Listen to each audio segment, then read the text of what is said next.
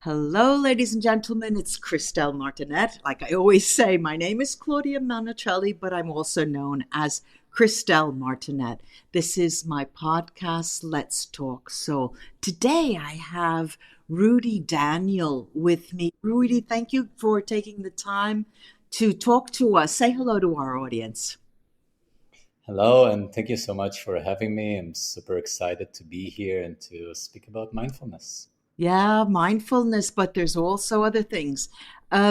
Rudy is the co-founder of the Affirmate app, which offers short, innovative, and interactive practices that integrate mindfulness seamlessly into daily routines. And in the description of the episode, I will write the address where you can download the app. He's also the author of a book entitled Behind the Mask, Beyond the Mind, Discover Who You Really Are.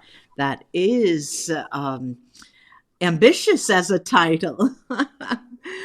When did that come out, Rudy? The book or the idea The of the book, the book. title? So the book came out, I think, in September 2023.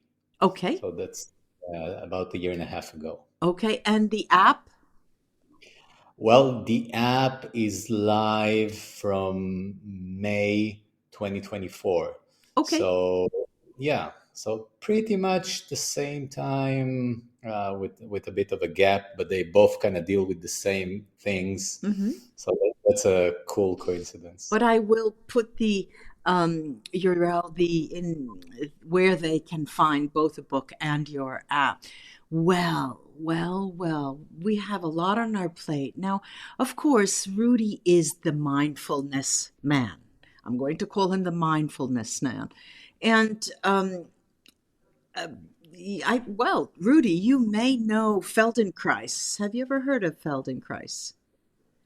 I'm not sure. Yeah, Sounds familiar. Yeah, he came from near where you are in the Middle East, and he went on to work with this method, Feldenkrais method, that works with awareness and mindfulness. And so when I think of mindfulness, I always think of that. Excuse me. Now, I would like for you to take us through your idea of mindfulness and its power in our daily lives. But then I want to save some time because of a bigger topic, the mysteries of consciousness that I know you would like to talk about. Sure, So, sure. So thank you for your question. It's these things fascinate me, and this is what drives me, and I love to talk about it. So really, thank you for the opportunity to share my vision. So maybe let's start with a terminology first, right. because language is a bit complicated, and some people perceive words in this way or another, and maybe we should put it in perspective. So here in the West, we are talking about mindfulness and meditation usually synonymously, and Yes. that's a mistake. Yeah. So maybe let's put it into place. So Mm-hmm. meditation is a method brought from the East, mainly ancient India. It's a very old method, and when it was brought to the West, it was brought with not a lot of context really, and without the cultural context and without the background of what it really means. So just for an example, meditation, the word itself in English implies to meditate on something. It's to think of something. Mm-hmm. uh, I'm deeply meditating about this matter, for Yeah, example. oftentimes, yes. Mm-hmm. Yes, That's commonly but thought. yes, exactly. But in the East, meditation is not the word meditation. It's a whole different word, and it doesn't have to do with thinking. Quite the opposite. Meditation, um, in its deeper meaning, in its pure meaning, it's our state of being or state of awareness, how would you like to call it, before it was colored or before it was introduced to different filters of perception. So Okay. body, mind, thought, etc. So this is meditation. And Mm-hmm. when in the East people practice meditation, they practice going back to that state. So Okay. this is the meditation. Mindfulness um, is not a method. Mindfulness is the backdrop of all methods. Basically, what mindfulness is like the word implies, is being full of mind or being mindful. And in short, that implies being present, but very intensely present. So Give when me an people used to example talk right about, away. yeah, so did you want to ask something or? Yeah, I wanted you to give me an example right away, being present forcefully or very, very Yeah. present. Hmm. So being present intensely means simply doing some sort of, let's say, let's call it a ritual, like drinking coffee Right. or cooking or doing anything, but with full presence. And let me give you an example with coffee because I'm drinking coffee at the moment Okay. and I love giving that example. So there are two ways of drinking coffee. One of them would be the usual way of drinking coffee for its benefits or taste or whatever it is.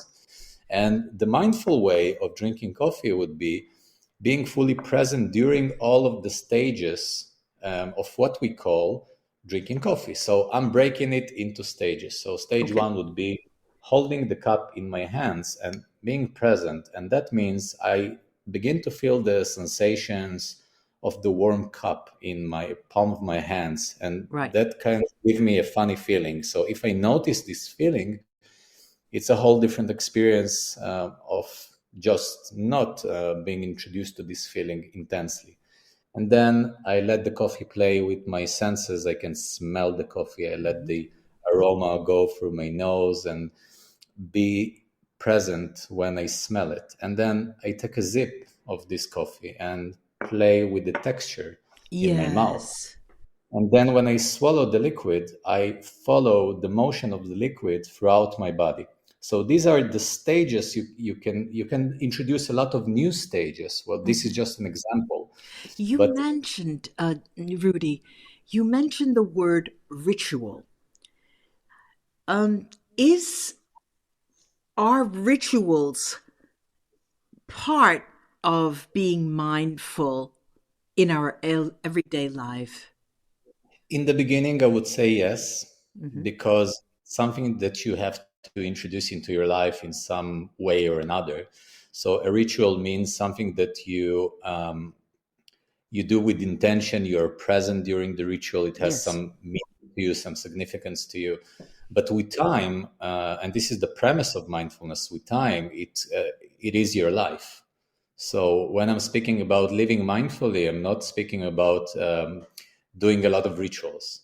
Okay. I'm speaking about living with awareness. So this Okay. is something that we first introduced into our life because the usual way of thinking is not breaking every process into stages. It's Hmm. just like an automatic thing that we do now. But when you breathe mindfully, when you walk mindfully, when you drink mindfully, when you speak to your friend mindfully, and you're basically aware intensely of your life, with time, it integrates into your life. And with time, it is not a method anymore. With time, it is the background of your life. And Hmm. there, it introduces a thing I call a crack in reality, through which you see the beauty and profoundness and richness that life has to offer. Well, I'm sorry. I'm not sure if I got that. A crack in reality, did you say? Yes, exactly. Was- So let's say, why do I call it a crack in reality? Because, and this is also a thing that I covered in my book, when I asked a lot of questions about the nature of reality and the nature of the universe and who are we and what is this, usually people don't think about these things and they treat life as something that is normal. Well, I don't think it's normal that we exist. And I think it's a beautiful and amazing experience and very rich and profound. And to see that is to see a crack in reality. And but with time, this crack expands and integrates into your life, and this is what I call mindful living. Okay. Um, let's bring that practice, being mindful, into relationships. Two people, their companions, man, man, woman, woman, boy, girl, man, woman, whatever. They're living together with, without their, marriage or whatever, but they are together. Long time, 10 years. When we bring it into the practice of living together, what does that look like? If you could give me a couple of examples. All right.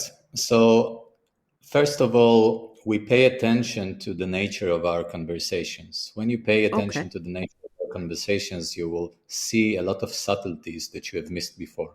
Hmm. And from a very high level, because it could be a 2 hour conversation just about this topic, but Right. on a high level, when I think about communication, I think about music. So Okay. when I'm speaking, I'm creating some sort of a music. I'm a jazz player Hmm. through my voice, and I'm introducing verbs and Hmm. introducing nouns, and I'm using some different dynamics. And you do that too. So we can speak and listen to ourselves, or we can speak and create the harmony. And for me, as a musician, it's something that is very relatable because when you play in a band, it's kind of the same thing. Hmm. If you try to um, position yourself as the lead player, then Yeah. everything is the background. But Okay. if you want the harmony in the band, you need to give space, give room for all the other instruments, and create this dynamic environment when you're not just playing and listening to yourself play, but Yes. you also hear other musicians and play along. So this is So the high level of communication. when you mentioned jazz, okay, jazz is now let me please forgive me if I'm not using the proper words, but impromptu, on the spot. It is brought together without rehearsal at times. The jazz players feed off of each other, and they need to be mindful in order to do that. Is this the type of music that you play? Or is it more of the practiced type? It is the music that we play now in Hmm. this conversation. Hmm. We're not rehearsing, we're just talking. You offer your ideas and I offer mine, and we try to create this harmony. So that's a great way of communicating. If I have an agenda and you have Hmm. an agenda, and we're both trying just to convince one another and mainly Mm. listening to ourselves speak, um, this is not a mindful way of Hmm. I never creating. thought of having an agenda. One, you know, it's an interesting idea. You have an agenda. Well, in politics, people do have agendas. I guess they come in wanting something from the conversation. But I do want something from you in this conversation. Of I course. think that we have spoken fairly completely about mindfulness, but let's talk about mindfulness in a part of our day that we don't expect. For example, um, doing food shopping, for example. You go with a list and you have to get certain things. You want to, or else you can't cook that evening or that following day. What would it look like for a person who is mindful in a supermarket? Okay, so let's maybe use the metaphor of a flashlight. Mm, So, in a flashlight, you can focus your light to be very narrow. hmm. So, this is one way of doing the shopping. You're concentrated fairly on your shopping and your to do list, and you don't notice anything. You don't notice Right. the Okay. supermarket, the people, the sounds, the smells, and you're just like a robot performing your task. Okay. This is one way, but you can broaden your light Hmm. and you do the same thing, but pay attention. When you pay attention to life, you get a lot of subtleties that you have missed before. Right. In your experience, in your daily, how long have you been working with mindfulness, if you don't mind me asking? Sure. It is a journey I embarked on in my 30s, Uh-huh. beginning of 30s, and it's been almost 8 years now. Uh-huh. So, let's say that your life has changed.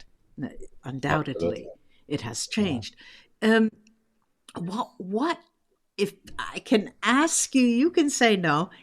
What is the worst thing you used to do before you started living mindfully that you can see now, that you can recognize now?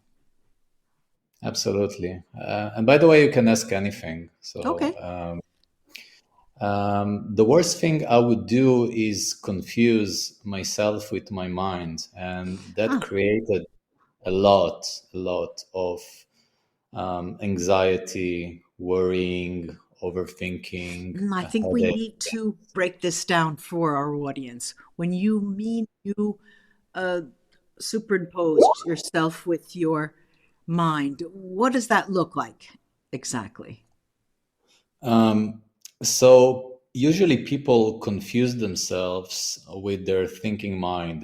They think that their thoughts are who they are Okay. in essence. And one thought comes and say, think of me, and then the other thought comes and say, no, think of me, and there's an endless dialogue of thoughts, and you find yourself in the middle of all this chaos. So this is Mm-hmm. I think a pretty fair description of anxiety. Okay. um, and I noticed with time that I am this thing that listens to the thoughts. I'm Uh-huh. present when the thoughts are, and I Mm-hmm. am present when the thoughts are not. Mm-hmm. So that means that I am not my thoughts. Mm-hmm. So in the same way, I'm not confusing myself with the body. I can use the body, I can walk, but I don't have to always walk. I can rest. Mm-hmm. And in this way, I can rest my mind. And when Right. I need to think, I'm thinking. And when I don't, I don't. Mm-hmm. Okay. Um, Let me put this topic on the shelf. Let's put it aside for now, okay? Because there's the topic of, well, the mysteries of consciousness that is, and I'll tell you why I'm so interested in this. There was, um, at the beginning of my studies at a doctoral level, I'm a social linguist. So when I went to my supervisor, well, I went to a supervisor, a professor at the university who was supposed to guide our thinking or make us see what we're interested in. So I said, well, I really would like to study something worthwhile, something so big, something so important that it permeates everything, every part of our life. And he looks at me, says, well, go study consciousness. So I understood now, I understand now what he meant. So why do you put the word mysteries together with consciousness? Well, as I said, people usually treat life as something mundane, as if it was something obvious, Yes. which obviously it is not. It is absurd to think of life as something obvious. I usually say to people, look up. What do you see? And they say, well, I see nothing. I see just stars or emptiness. Hmm. And then I said, okay, so you are in the middle of this emptiness, Hmm. spinning around the sun in a crazy speed, in a void, and you have all these colors and shapes and people and animal and flowers and trees, and you think that's obvious. Hmm. So obviously not. It would be much easier if there was nothing. Hmm. So this is why I say mystery. I think it's the magic we don't see, and I think the reason we don't see it is because it's so close to us. It's like a fish doesn't know that he's in the water or it's in the water. It's too close. Hmm. It is the reason why we do not see our eyes directly. It is too close to us, and this is why I refer to it as mystery. Well, I've had a number of guests on my show, and there were three or four who actually went on and got a PhD in the area of consciousness, and they all had different things to say and different words, that mean so many different things. And what I would like from you, if you can put it into words, if someone were to say to you, Rudy, well, could you define consciousness? Yeah, well, it's a bit tricky Yeah, because we're speaking in language, and right. language is not the main. Um, how would I put it? It's not the ideal way of communicating something. Well, let me give you an example. If I Okay, would good. say, how do you raise your hand, or how Mm-hmm, do you move your fingers? Explain it to me as mm-hmm, if I don't have a body and I'm from outer space and I don't know how to do that. Well, surely you would find yourself out of words because you mm-hmm. don't know how you do it, but in a way you do know how to do it because you move your hands. Right. So this is why I say that language is tricky. Mm-hmm. But if I would define consciousness, I would say that this is the medium through which all experience appear, or you perceive all experience through this medium. This is the medium that everything happens in. So if I can take that, I'll freeze that just a moment. Um, do you mean by that as a synonym emotions, emotional substance, something that has to do with emotions? Because you use the word feel. Well, emotions is part of the things we experience in the medium I call consciousness, in the same Right. way we experience Okay. thought, in the same way we experience the sensory organs. So consciousness is would be the origin, the backdrop. It's like the empty sky. You can see in the empty sky a lot of objects. Mm-hmm. Uh, the empty sky can permeate all these objects, but it's not affected by them directly. Yeah. The clouds do not leave any trace on the empty space. So Right. consciousness would be this empty space, and this is why the traditions of the East call it the void, Right. shunyata. Mhm. This is the best description they came up with, and I'm in no position to try and dispute that. Well, there's someone on my show. I can't remember the name, but they did superimpose the idea of consciousness with spirituality. What do you think about that? I don't really love the word spirituality because it has a lot of context, which I think is not serving the purpose. Mm-hmm. Uh, the spirituality straight away makes you think of religions or Right. make you think of certain traditions, and that implies believing in something. I'm not about this attitude. I think that it is something obvious, not spiritual. It is something you can see and experience for yourself. So I do not. I do not treat these matters as a way of belief. I think Okay. that it is all experimental. So Okay. you can Okay. experience all these things by yourself without any spiritual substance or material substance. And another said to me, consciousness can be considered love. Well, it is romanticizing the matter because it is a fairly human construct. The Mm-hmm. word love. Mm-hmm. Um, it depends. What do you mean when you say love? Everybody means something else, right? So Right. again, this is why language is so tricky. But I think that the first statement to make is the consciousness is um, the primordial state of everything, because you have to have some sort of a medium in which everything appears. Okay. So, um, we as humans We live, we breathe, we eat, we think, and have ideas. We can speak. Consciousness for us is not simply relegated to our cognitive abilities. Is that right? It I'm not gets sure what. tricky here. It gets Yeah, yeah. tricky. I'm not sure what you mean by that, but if you would take all the experience that you have, including the cognitive experience, ask Right, yourself right. in what medium Hmm. all of this experience appears. Okay. You have to Um, have some sort of medium, right? okay. All right. Let me pin you down in a different way. We're going to play a game. Yeah. Um, Rudy Daniel will be preparing a draft for his new book entitled Mysteries of Consciousness. Now, generally, there are different ways to approach this writing. A lot of people start thinking, okay, let me start with the title, Mysteries of Consciousness. Okay. Or they start with the table of context.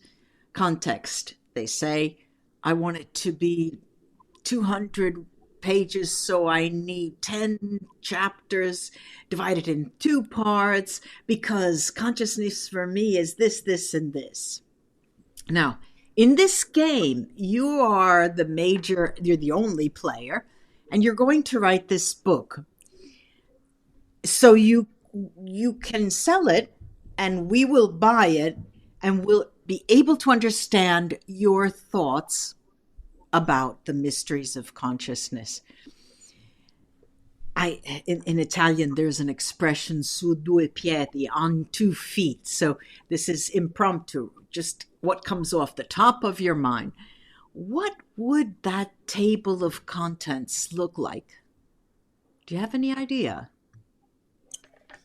Yes. So it is something that I already done with Behind the Mask, Beyond the Mind. You Right, pretty much described right. the way I approach this book. Good. And I thought that it would be a good idea not to introduce another belief system or doctrine, but rather ask questions that Okay. would make you think and experience it for yourself. Because it doesn't matter how will I put it. Right, It will not. It will not be that. It right. will be the finger pointing to the moon. So I will begin with self-inquiry. I will Okay, say, "Who are you that ask this question? Think okay. about your nature." And I will introduce some techniques of doing that. And those techniques are not something that I have invented. It's Mm-hmm, techniques that have been gifted to us mm-hmm. by different cultures, Mm-hmm. different times, a long, long time ago. And it is simply to inquire by yourself about these matters and Right. not take my word for it. So Okay. this would be my approach, and this was the approach with the book. Okay. Now you're very good as a snake that sidesteps the question. But I have to, Claudia, I know, because these of course. matters are very difficult to talk Yes, about. yes. You cannot pin consciousness down in All a right. 30-minute conversation. Of course not. Tradition has been trying to do that for Of course, of thousands of course, years with of different course. methods. This is why. Hmm. So let's say a lot of people, when they approach a difficult topic, they begin by saying what consciousness is not. It's not this, it's not that, it's not that. How about Exactly. this approach? Can you do that for us? Yes. So Hmm. there is a method called neti neti, and Hmm. this method is an old Hindu method. That Hmm. neti neti simply means not this, not that. So you ask yourself questions. You begin with, well, am I the body, for example, and then you inquire into it. Okay. And after some time, you realize that. Um, Although the body is something that you use, but you're Right. not necessarily your body, because if you lose one finger, you don't feel like you have lost some of yourself. Okay. And and then you go forward and you say, well, am I my thoughts? And as I said before, you observe the thoughts. So if you observe the thoughts, obviously you're not the thoughts, because there's a subject object relations there. Mm-hmm. And you go further and further and further, and this is the neti method, Method. which you come to a dead end. And the idea of this method is to come to a point where your mind cannot handle it anymore. And Okay. this is where the mind breaks, and you have the opportunity to see beyond words. Mm-hmm. And beyond that, it will be very difficult to explain. But Right, what sure. I suggest is just to do an experiment with yourself. Ask Mm-hmm. yourself these questions and sit with them and see where it takes you. Mm-hmm. Okay. Well, are you going to prepare to write that book? Shall we expect that in the future, Rudy? I have some ideas. Okay. I love to write because I love to think about these things. Not because I think that it's necessarily Uh-huh. important to think about these things. Just it is the way my mind is, Mm-hmm. and I like to um, verbalize my thoughts. And I figure that instead of um, talking to my friends and people who are willing to listen to these matters, I will just write them down. It will be much easier. It will give me some time to think and ponder about Right. it. And it's really for myself. So Mm-hmm. I have a few books that Well, surely this I is want what to write. we usually start things because they're of interest to us. That's how obviously we begin. Um, Now, when you say verbalize, I mean, literally, do you need to record yourself to hear it, or do you just type it down to read it? It's like music. Hmm. When I play music, I'm just in the moment. I'm being an instrument to Okay. deliver the music, and in the same way, when I'm thinking or when I'm writing, I'm not breaking it down to chapters necessarily. I'm just writing, and then I see Hmm. where it takes me. It's a sort Okay. of an art. I treat it this way. Hmm. Well, let's again repeat your book, Beyond the Mask, Beyond the Mind. Discover who you really are. There is a link to purchase it on Amazon. And the Affirmate app, which offers these short, new, different ways and interactive ways of integrating mindfulness into our daily routines. Thank you so much for having taken the time and presenting these things to us, and also maybe giving not, let's say, a half idea of a future book perhaps that will come out about consciousness. That's when that comes out, write to me and we'll get you back on this show. Thank you so Thanks. much for the opportunity to talk about these things. Yes, and I hope to see you again soon. Bye bye, Rudy. Bye. Thank you so much. Thank you for listening. Don't forget to follow Let's Talk Soul podcast on Instagram. Let's Talk Soul podcast is a production of Electrocast Media. Our executive producers are Mark Netter and Peter Rafelson. If you like our show and like what you hear, please subscribe and give us a rating wherever you enjoy podcasts. And remember, stay curious, stay inspired, and never stop exploring the depths of your soul.